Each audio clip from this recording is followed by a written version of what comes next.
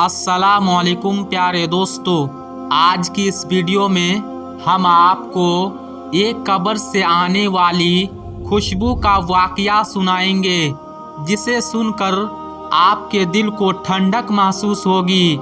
दोस्तों, बयान करने वाला बयान करता है कि मैं रोज़ सुबह सवेरे अपने बाप की कब्र पर जाता हूँ।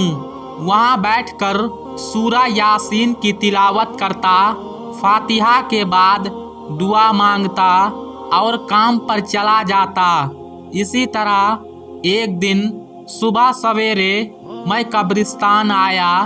अपने मरहूम बाप की कब्र में खड़े होकर फातिहा पढ़ी, दुआ मांगी। जब मैं दुआ मांगकर फारिग हुआ, जब मैं जाने लगा तो मैंने कब्रिस्तान में एक बहुत प्यारी खुशबू महसूस की। ऐसी खुशबू जो आज से पहले मैंने कभी भी नहीं सूंघी थी। ये पता लगाने के लिए कि खुशबू कहाँ से आ रही है, मैंने सारे कब्रिस्तान में घूमना शुरू किया। मैंने सारे कब्रिस्तान में चक्कर लगाकर देखा, हर कब्र को देखा। किसी कब्र पर ताज़ा फूल नहीं पड़े थे। एक दो जगह पर बासी फूलों के हार पड़े हुए थे। मैंने उनको सूंघा, लेकिन उनमें किसी किस्म की खुशबू नहीं थी।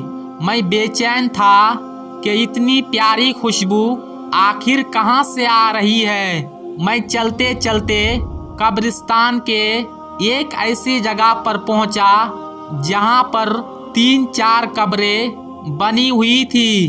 वहां से और ज्यादा खुशबू आ रही थी। मुझे यकीन हो गया कि यकीनन इन कब्रों में से किसी कब्र में से खुशबू आ रही है।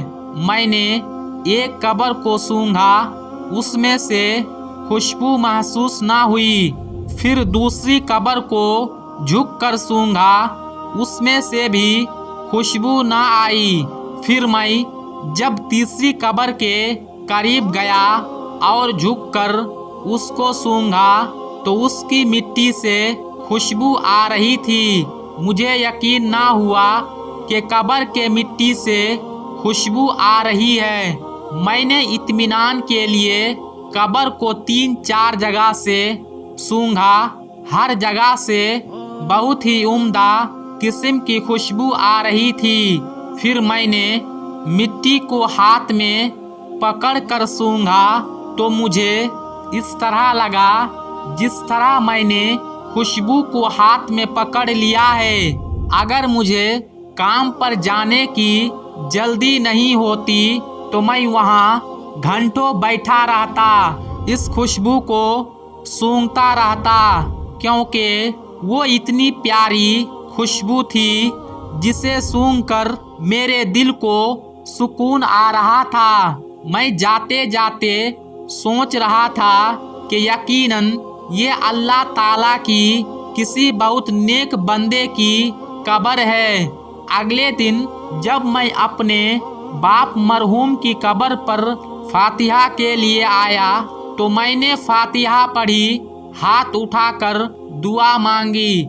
मैं देखा वही कब्र पर जिससे खुशबू आ रही थी, उस पर कोई बंदा खड़ा होकर दुआ मांग रहा है।